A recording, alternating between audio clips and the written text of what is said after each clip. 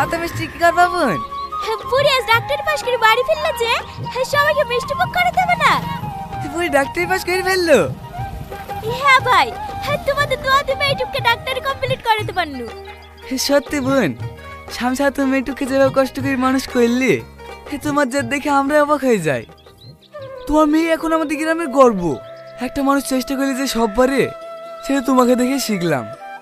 আরে দেখো আমাদের গবেরটা, এত করে বলি পড়তে বস, সারাদিন মোবাইল পড়ে থাকবে। এই যা মিষ্টিগুলো হাতে ভরগা। ঠিক আছে বোন, তুমি যাও, হ্যাঁ মিষ্টিগুলো প্যাকেটটাতে পাঠিয়ে দিছি। ঠিক আছে ভাই, এলাও।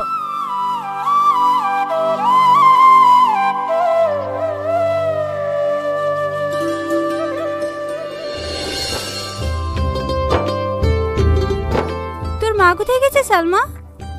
মা জামেলা ভাবিদের বাড়ি গিয়েছে। দুটো চুড়িদার গাড়াতে দিছিল তো, চুড়িদার দুটো লাসতে গিয়েছে। বসো নানি। আজকে চলে যাবি?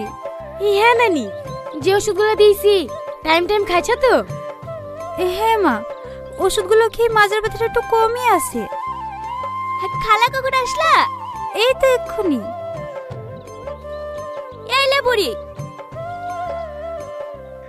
কি রে, আমার শাড়ি ব্যাগে পড়ছি কেন? আমি একা যাব নাকি? তোমাকে আমার সাথে যেতে হবে। তোকে আর কতবার বলবো বলতিনি? আমি ওই রংপুরে যাব না, তুই একা যা। ওই রংপুরে কি আছে বলো তো, তাই তুমি যেতে চাইছো না? দেখো মা, এতদিন আমি হোস্টেলে একা একা থেকেছি, এখন আমার চাকরি হয়ে গেছে। তুমি এখানে কেন একা পড়ে থাকবা বলো তো? তোমাকে আমার সাথে যেতেই হবে। দেখবা জেদ করিসনি, তুই অন্য যে কোনো জায়গায় পোস্ট নিলে আমি যাব, কিন্তু ওই গ্রামে আমি যেতে পারবো না। মা, মা দেখো দিদি নানি, আমি আজ 5 বছর ধরে পড়াশোনা লেগে বাইরে পড়ে আছি। দেখুন না আমাদের কিছু ছিল না, এখন তো আমি নিজের পায়ে দাঁড়িয়েছি। সরকার থেকে একটা কোয়ার্টারও দিয়েছে। এত কিছু করার পরেও যদি মাকে আমার সাথে না রাখতে পারি, তাহলে আমি কি করে শান্তি পাবো বলো দিনি? তুমি একটু মাকে বুঝে বলো না নানি। আমি কেনে? কেউই ওকে বুঝে ওই গ্রামে পাঠাতে পারবে না। কেনে? কি এমন আছে ওই গ্রামে? ওই গ্রামে তোর মার বিয়ে হয়েছিল, তুই যখন 6 মাসের ছেলে। এলে তো কাবিনের টাকা এক্ষুনি বেরিয়ে যা বাড়ি থেকে। এ বাড়িতে তো ছায়াও জন না পড়ে। মা, আপনি আপনার ছেলেকে একটু বুঝেন না। আপনিও তো একজন মেয়ে, মেয়ে সন্তান হওয়া কি কোনো অপরাধ? হ্যাঁ অপরাধ। আমি পীর বাবাকে পর্যন্ত জিজ্ঞেস করেছি, তোর কোনোদিনও ছেলে সন্তান হবে না। আমি কত আশা করেছিল বংশে প্রদীপ জ্বালানোর জন্য আমার একটা লাতি হবে, আর তুই শেষে কিনা একটা মেয়ে জন্ম দিলি। তোর এই বাড়িতে কোনো জায়গা নাই। আমাকে তাড়ি দেন না মা, দরকার হলে আমি এই বাড়িতে কাজের মেয়ের মতো থাকবো। দেখবেন এই মেয়েটা একদিন বংশের মুখ উজ্জ্বল করবে। একটা মেয়েতে করবে বংশের মুখ উজ্জ্বল, ও তো দুদিন বাদ দিবি করে পরের বাড়ি চলে যাবে। ও এত কথা বলার কি দরকার মা? ঘর রক্ষাতে বাড়ি থেকে বের করে দাও। ঠিক আছে, তোমাদের কার কষ্ট করতে হবে না, আমি চলে যাচ্ছি।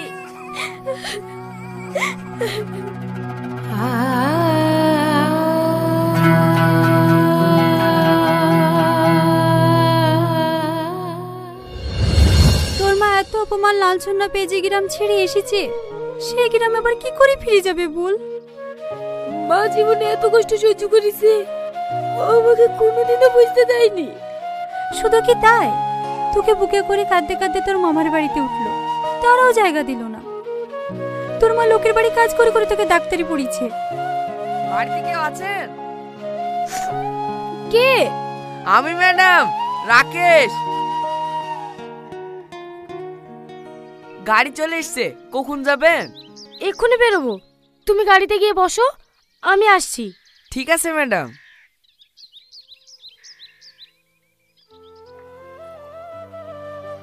মা, আমাকে জোর করিস নি মধু, আমি যাব না, তুই যা। আমি নানির মুখে সব শুনেছি, তোমার মেয়ে আজ সফল। তোমার মেয়েকে ওদের সামনে দাঁড় করে আজ গর্ব করা উচিত। তুমি যেতে চাইছো না কেন? লজ্জা তো পাওয়া উচিত ওদের। আর তাছাড়া তুমি কোয়ার্টারে থাকবা, সমস্ত বাজার আমি তোমাকে করে লিখে দেবো, তোমাকে বাইরেও বেরোতে হবে না। চলো না মা, তুমি না গেলে আমার একটুও ভালো লাগবে না। আচ্ছা ঠিক আছে, চ।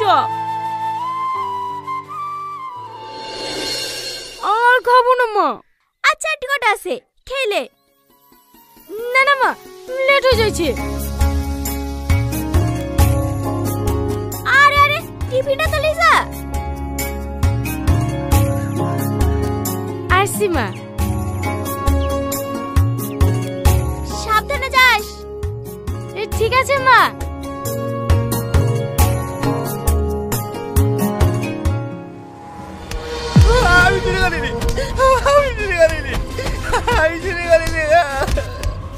মার মার, বয়স গেছে চুরি করা সব যায়নি। আরে এদের লেগে দোকানের সামনে কিছু রাখা যায় না? সেদিন সসপ্যান্ডে রেখে চলে গেছি, সকালে এসে দেখছি আর নাই।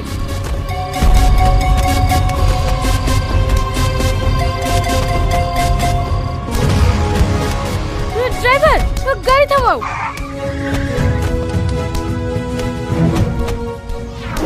আরে আরে, কি করছেন আপনারা?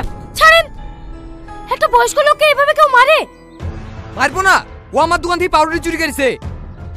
সামান্য একটা পাউরুটি নিয়েছে বলে মানুষটাকে আপনি এভাবে মারবেন? কত টাকা দাম আপনার পাউরুটির?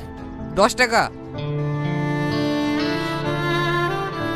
এই নেন, যারা দেশে লাখ লাখ টাকা চুরি করছে তাদেরকে কিছু বলতে পারবেন না, এই গরিব মানুষগুলোকেই দেখতে পাবেন।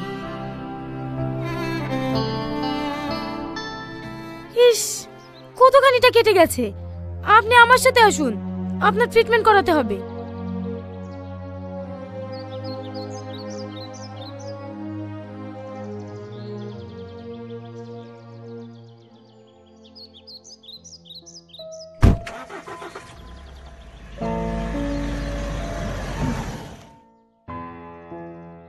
এবার থেকে খিদে লাগলে কারোর দোকানে চুরি করবেন না, সোজা হসপিটালে চলে আসবেন। আমি আপনাকে টাকা দেব, কিছু কিনে খেয়ে নেবেন। আমি চুরি করতে চাইনি মা, দুদিন ধরে কিচ্ছু খাইনি। ক্ষুধার জ্বালা সহ্য করতে না পেরি একটা পাউরুটি লিয়েছিল। দুদিন ধরে কিচ্ছু খাননি? না। কেন? আপনার বাড়িতে ছেলে মেয়ে কেউ নেই? আছে, 2টি ছেলে আছে। ছেলেটাই আমাকে বাড়ি থেকে বের করে দিয়েছে। কাঁদেন না আঙ্কেল, সব ঠিক হয়ে যাবে। আমি কিছু একটা ব্যবস্থা করছি।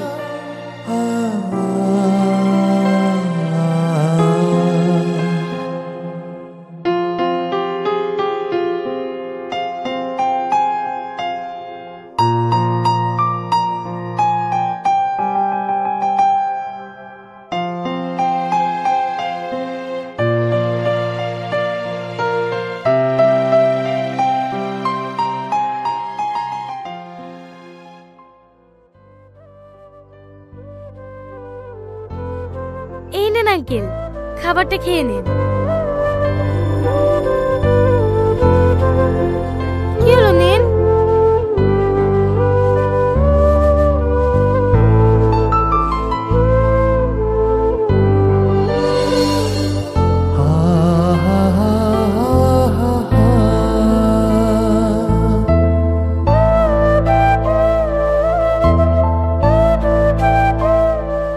ওষুধটা খাওয়ার পরে খেয়ে নেবেন।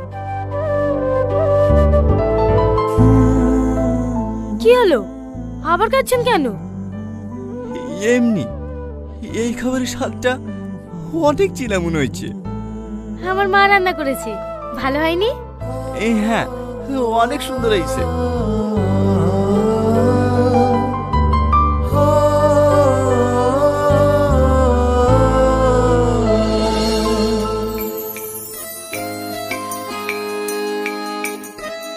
এইদিকে বাথরুম আঙ্কেল, যান আপনি হাত মুখ ধুয়ে নেন, খাওয়া দাওয়া করে আপনাকে আশ্রমে রেখে আসবো। ঠিক আছে মা। কার সাথে কথা বলছে পরে? তুমি তুমি এনাকে চেনো নাকি মা? মায়া, এটা আমাদের মেয়ে? না, এটা আমার মেয়ে। তুমি তো ছেলে চাইছিলা, তুমি মেয়ে কোথায় পাবা? মা, এটা আমার আব্বা। হ্যাঁ মা, আমি তোর আব্বা। না, ও তোর আব্বা না।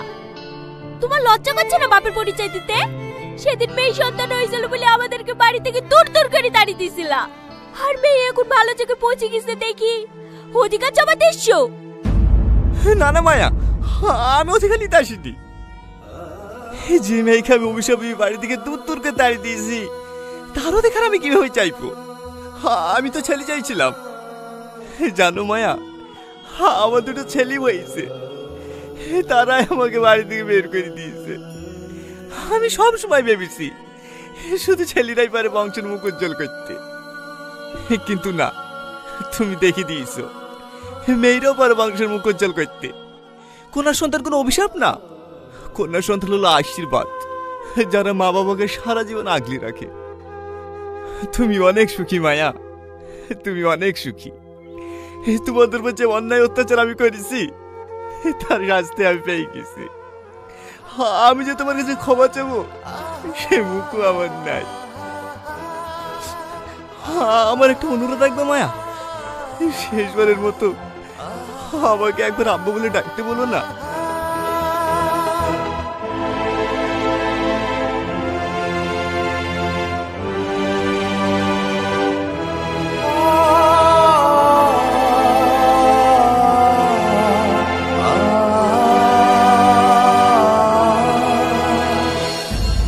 ঠিক আছে মায়া, বলতে হবে না।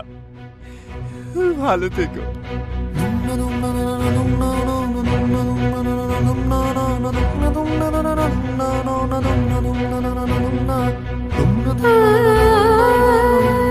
বুড়ি জামা তোর আব্বাকে ফিরিলে আয়।